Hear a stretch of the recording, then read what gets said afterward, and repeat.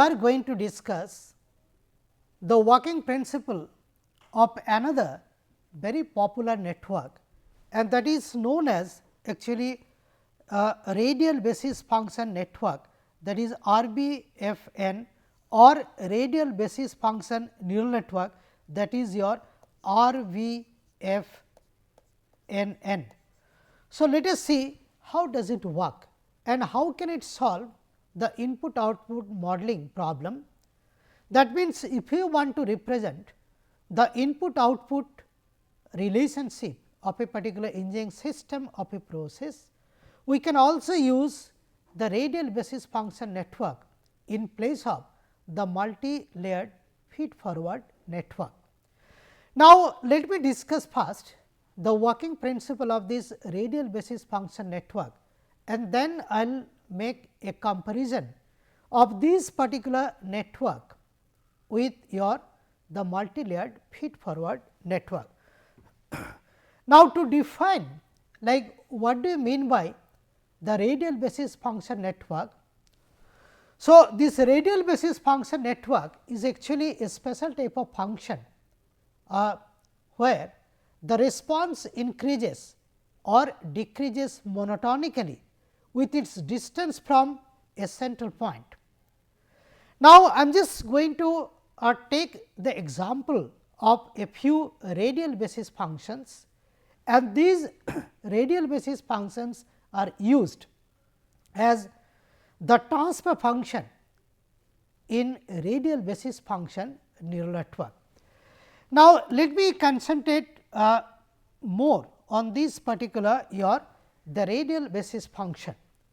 Now, if you see the radial basis function, we have got the different types of radial basis function. For example, say we have got the thin plate spline function, and mathematically this is nothing but f x equal to x square log x.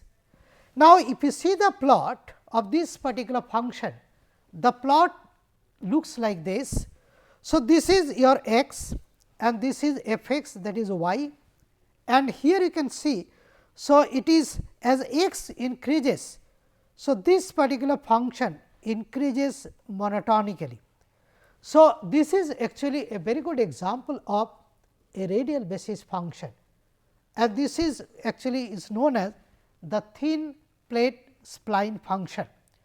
Now, if you see the other forms of this particular the radial basis function, we have got another function, that is the well known Gaussian function, and this particular Gaussian function is used very frequently in radial basis function network. And if you see this mathematical expression of the radial basis function, so this y equals to f x is nothing but exponential minus half x minus mu divided by sigma square. Now, if you see this particular plot, this figure shows the Gaussian distribution, and mathematically this can be represented as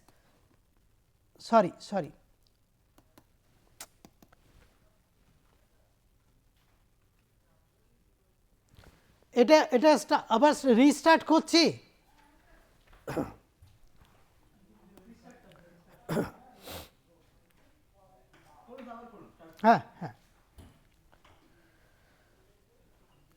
This figure shows a Gaussian distribution, and this Gaussian distribution is used as a radial function.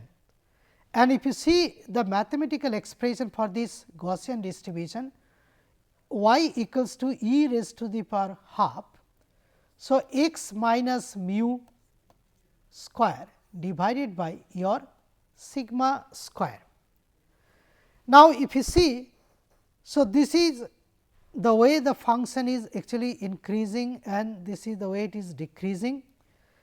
Now, if I select, so this particular sigma, so I can actually the control the distribution of this particular function. So, this indicates the mean property, and sigma is going to indicate what should be the distribution. Now, if I consider the smaller value for this particular sigma. So, I will be getting a steeper curve.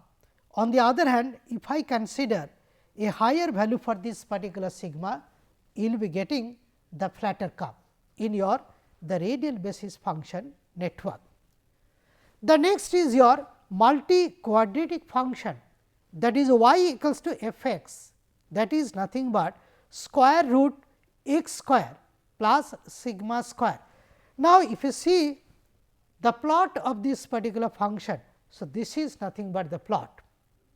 Now, here you can see that this particular function is decreasing monotonically and then it is increasing also.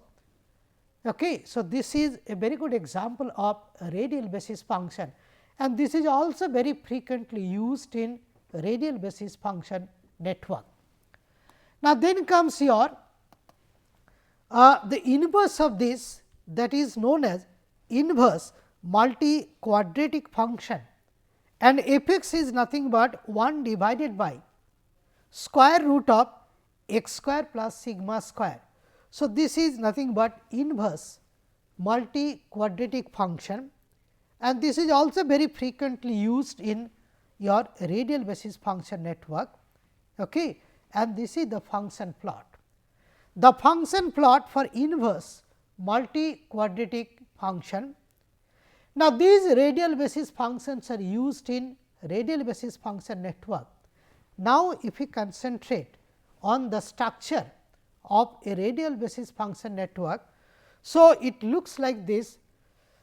Now, supposing that I have got a process having say a capital M number of inputs and I have got the capital P number of outputs.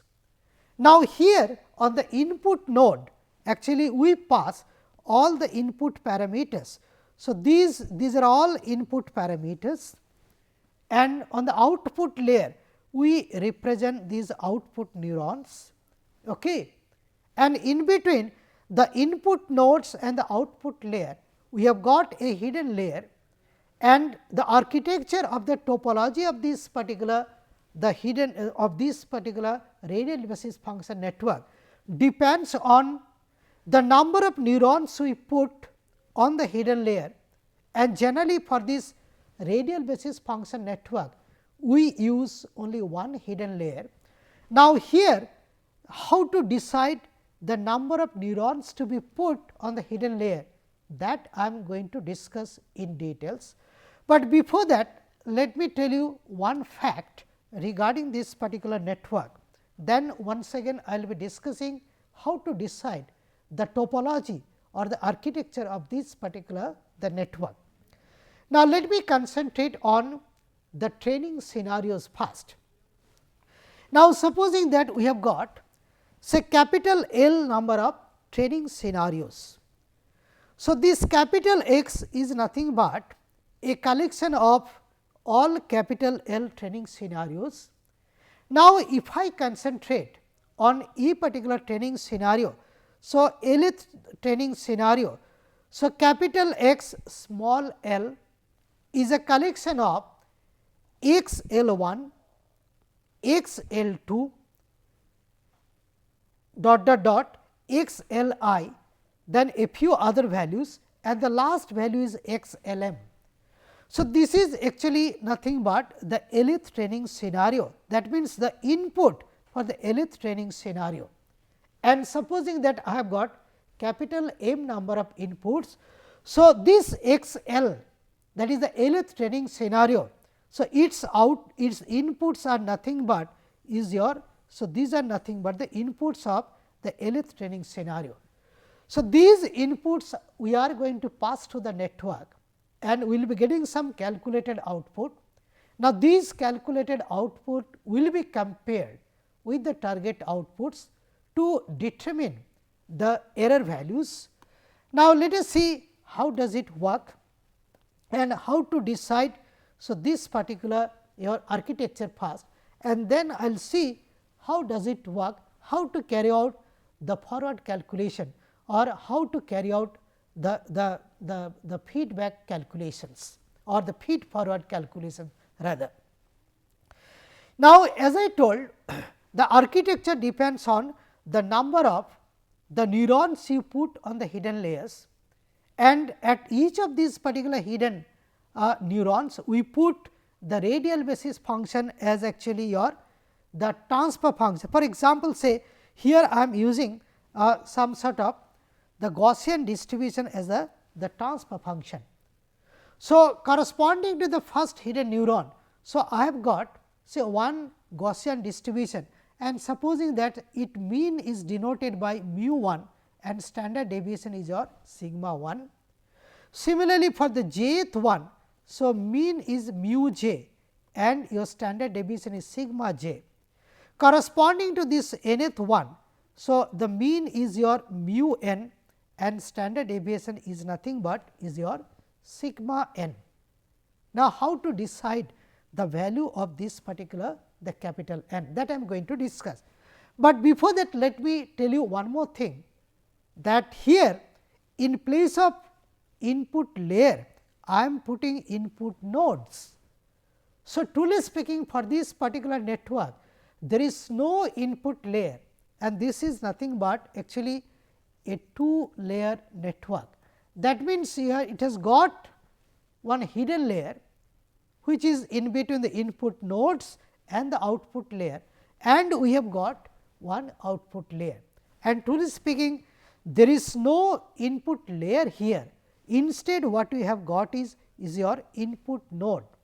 And if you notice it carefully, to represent a neuron, so I am using a circle something like this, and to represent the node, in fact, it is actually the filled up like small circle sort of thing.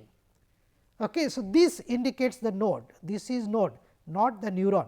So, this is a node, not the neuron.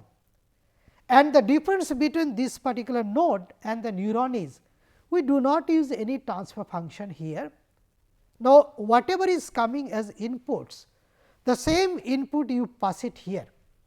So, the input is passed through this particular node, and all such inputs are summed up here. So, this is nothing but h I 1, that is the input of the first neuron lying on the hidden layer. This is h I j, that is the input of the jth neuron lying on the hidden layer, and this is h I n, that is nothing but the input of the nth neuron lying on the hidden layer. Now, depending on this Gaussian transfer function, so I will be getting some output here, some output here, some output here, and to determine the input of the output layer following the same principle. So, I will have to multiply. So, this particular output by this connecting weight, this particular output by that connecting weight, and this particular output by this connecting weight, and you sum them up. So, you will be getting the input of the kth neuron lying on the output layer, and generally on the output layer we use the linear transfer function. So, output is nothing but the input. So, output of the kth neuron lying on the output layer is nothing but the input of the kth neuron lying on the output layer. So, this is the way actually it works. But let me tell you one more thing, and I have not yet discussed in fact how to decide the topology or how to determine the number of hidden neurons. Now, if you see the literature, you will find that there are different ways, there are different methods used to decide what should be the number of hidden neurons in this hidden layer.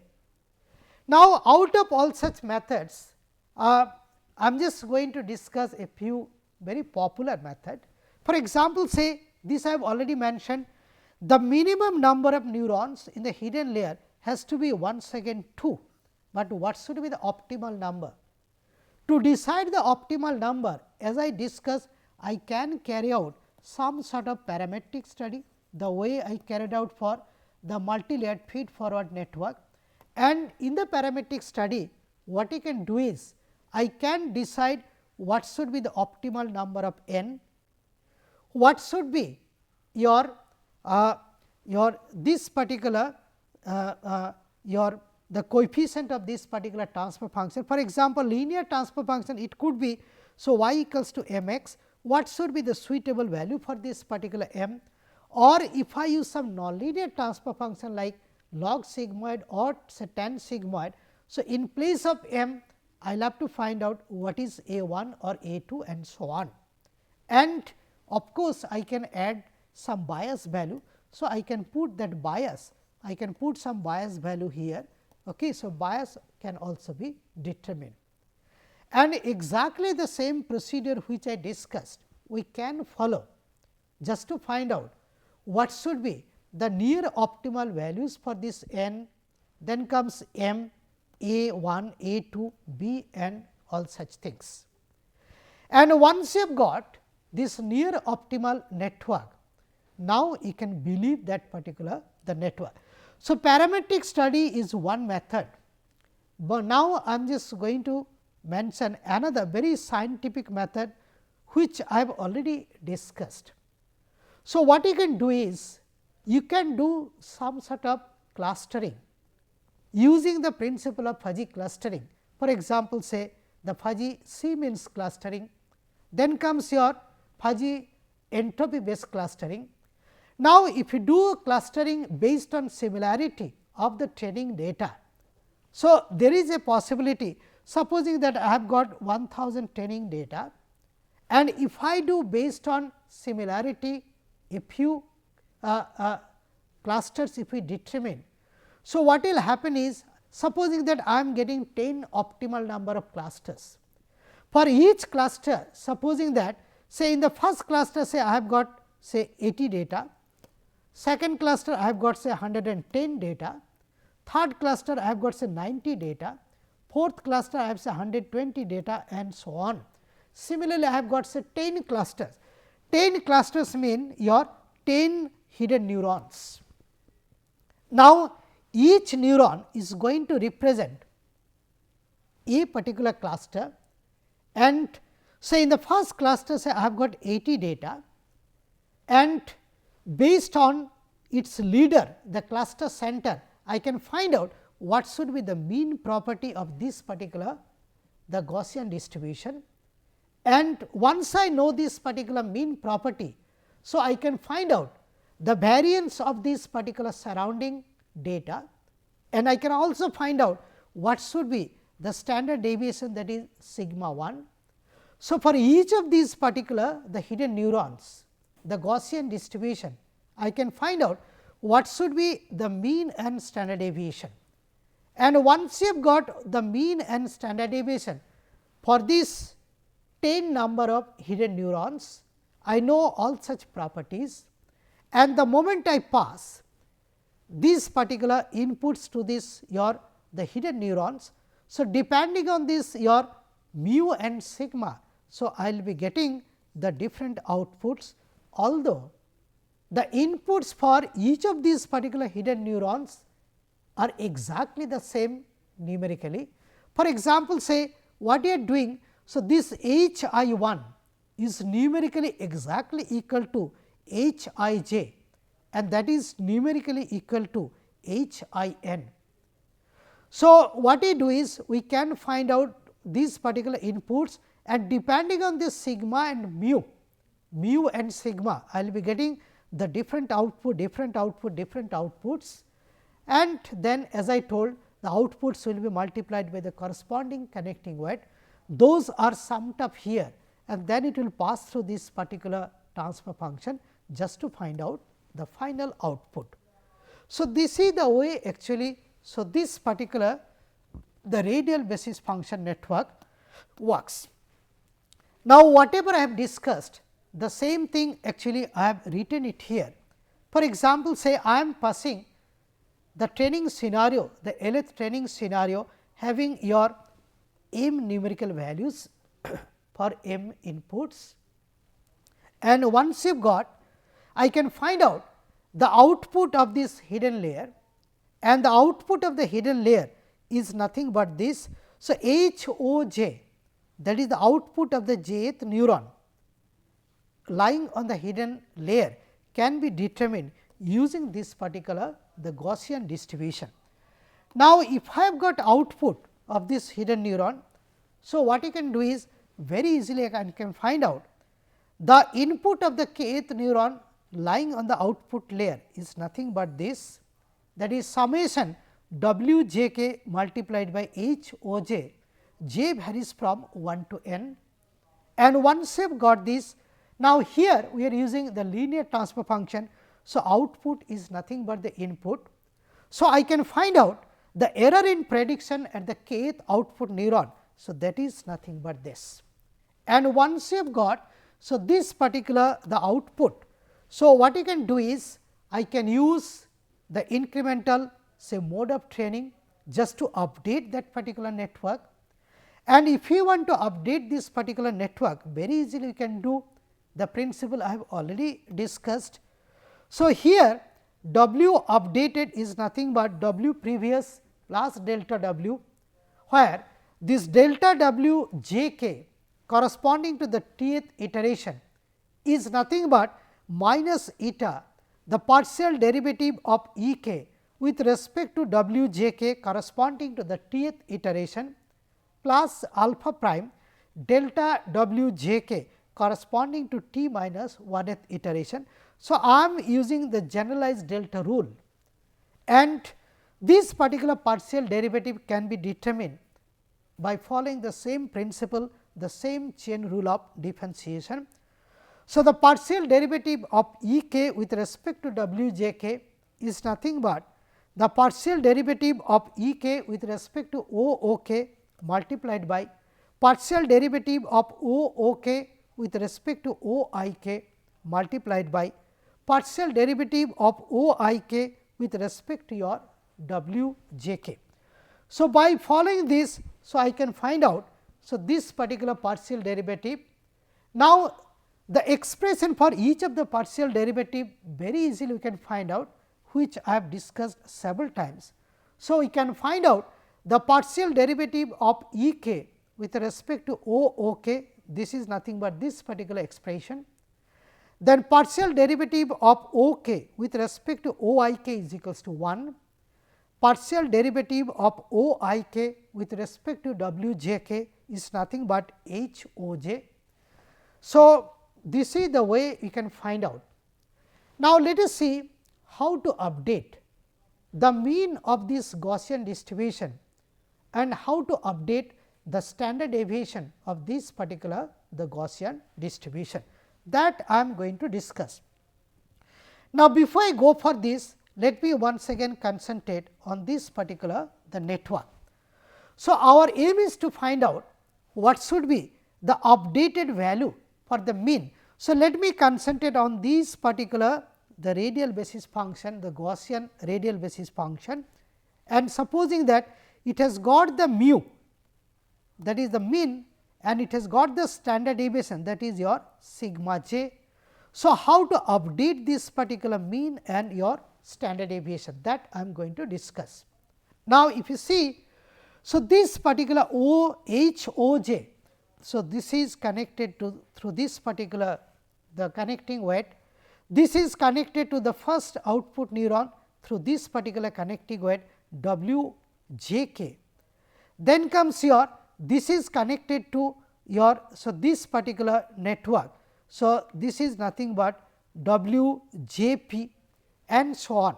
So, this particular your the radial basis function has got some contribution to each of these particular output neurons.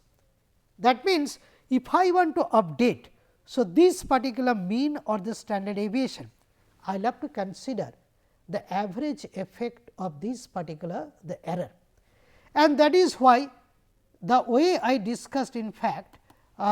So, we are going to consider the average effect of this particular. Now, here your mu j updated is nothing but mu j previous plus delta mu j. Now, this delta mu j is nothing but minus eta, the average of the partial derivative of E with respect to mu j corresponding to tth iteration, plus alpha prime delta mu j t minus 1. Now, this particular partial derivative of E with respect to mu j average is nothing but summation k equals to 1 to p del E k del mu j. Now, your multiplied by summation k equals to 1 to p partial derivative of E k with respect to mu j, and this is multiplied by 1 by p. Now, this particular partial derivative can be determined using the chain rule of differentiation. So, by following the same procedure I can find out. So, very easily I can find out. So, this particular expression, that is partial derivative of E k with respect to O OK multiplied by partial derivative of O OK with respect to O I k, that is nothing but this. Then this partial derivative we can find out, that is partial derivative of O I k with respect to H O j, that is nothing but W j k. Now, we will have to find out the partial derivative of H O j with respect to your, so this particular the mu j. Now, let us try to understand how to get this particular the expression. Now, this is a Gaussian distribution. So, if you write down the expression, that is your H O j. So, this is nothing but e raised to the power minus half. Then comes your x minus mu. So, here x is what? That is the input, that is H I j, that is nothing but the variable x minus mu j square divided by is your sigma j square. So, this is the Gaussian distribution. Now, if I find out its derivative, for example, say if I try to find out H O j with respect to your H I j. So, how to find out? It is very simple. So, what you can do is, so this will become e raised to the power minus half multiplied by sigma j square. Then comes your this H I j minus mu j square multiplied by your minus half. Then comes your, so this is this is actually your with respect to mu j, I am sorry for this. So, partial derivative of H O j with respect to your this mu j is nothing but e raised to the power minus half.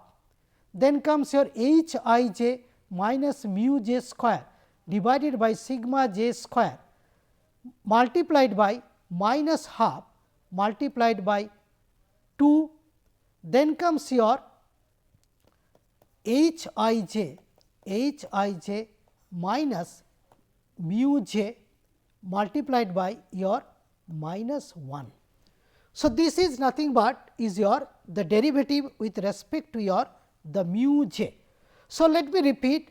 So, partial derivative of H O j with respect to mu j is nothing but e raised to the power minus half H I j minus mu j square divided by sigma j square multiplied by minus half multiplied by 2 H I j minus mu j multiplied by minus 1.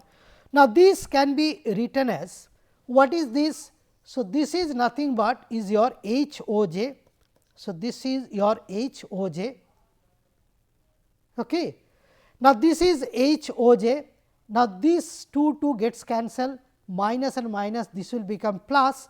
So, this is nothing but is your H I j minus your mu j divided by sigma j square. Now, this H I j is what? H I j is nothing but the summation of your x L 1, L 2 up to your L m, that is nothing but is your H I j. If you remember, the input of the jth neuron lying on the hidden layer is nothing but summation of all such values. And here I am putting minus m mu j. Now, for each of the dimension, so I consider that it has got your mean mu j, and we assume that all the dimensions has got the same the mean value, which is an assumption, and I have got m dimension. So, this is nothing but minus m mu j divided by sigma j square. So, this is the way actually we can find out. So, this derivative, that means you can find out actually. So, this expression for the partial derivative of h o j with respect to mu j. So, this particular the expression we can find out very easily. And once you have got this particular thing, so now we are in a position to find out your the change in mu j, and once you have got the change in mu j, we can find out the updated value. The same principle I am just going to use for updating your the sigma. So, sigma j updated is nothing but is your sigma j previous plus delta sigma j. Exactly in the same way I am writing down the expression of delta sigma j. So, we will have to consider the average effect once again, and the partial derivative of E with respect to sigma j average is nothing but 1 by p multiplied by summation k equals to 1 to p partial derivative of E k with respect to your sigma j. Now, once again I will have to derive that particular the expression. Now, this partial derivative of E k with respect to your sigma j is nothing but this particular expression according to the chain rule of differentiation. And now, what you can do is, so this particular partial derivative of E k with respect to O k multiplied by partial derivative of O k with respect to I k. So, this I can find out. Now, partial derivative of O I k with respect to H O j I can find out. Now, I am in a position to find out what should be this partial derivative, that is partial derivative of H O j with respect to your sigma j, and this is nothing but is your this particular big expression. Now, very easily once again we can derive this particular expression. So, H O j is nothing but e raised to the power minus half, then comes your x is nothing but say h I j minus your mu j square divided by sigma j square. This is the Gaussian distribution. Now, if I find out the partial derivative with respect to your sigma j, this is what?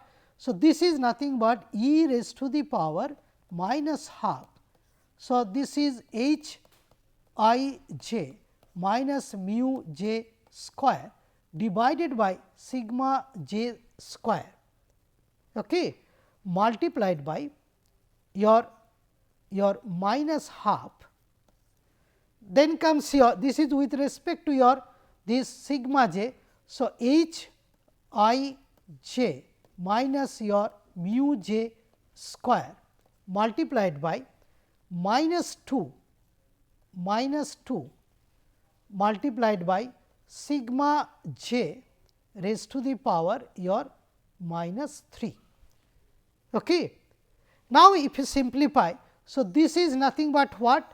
This is nothing but is your h o j multiplied by actually this minus minus becomes plus 2.5. So, I will be getting like h I j minus mu j square divided by sigma j q, exactly the same expression I have written it here. Now, this h I j is what? H I j is nothing but x L 1 L 2 up to L m, and this mu j. So, for each of the dimension I am considering the same mean value mu j. So, this is nothing but is your, so x L 1 minus mu j square plus x L 2 minus mu j square, and the last term will be x L m minus mu j square divided by this sigma j q. So, this is the way actually we can find out So, this particular your the partial derivative, and once you got this particular partial derivative, now we are in a position to find out what should be your. So, this particular the delta sigma j t, and once you have got this delta sigma j t. So, I can update this particular your sigma j. So, this is the way actually the connecting weight, the mean and standard deviation of the Gaussian distribution used as the radial basis function for this network can be updated, and through a large number of iterations. So, this particular network is going to give more and more accurate prediction, that is the better prediction, and this is the way actually this radial basis function network is working. Thank you.